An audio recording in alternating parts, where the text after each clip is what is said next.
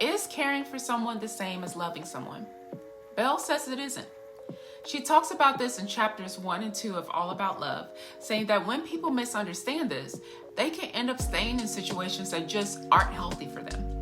She says that many children grew up experiencing psychological and physical abuse in their homes from their parents, and were told that their parents were still showing love to them, and in some cases, that the abuse is actually how they express their love.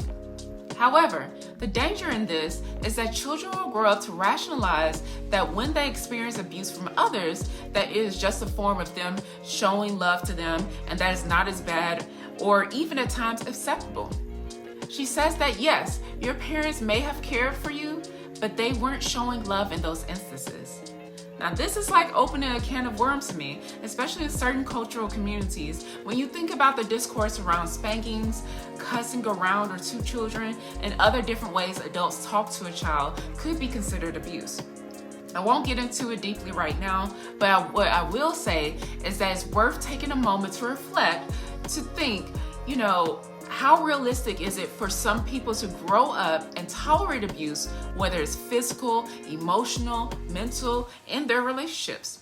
What is it that's making that seem okay to them? Now, there's plenty of variables that can play a role in this, but I think it's worth not immediately reacting to her words and really pondering it from her point of view.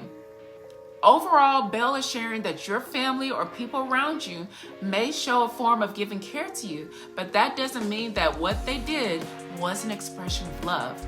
So you should not misconstrue it to think that that is what love is when you experience it from others.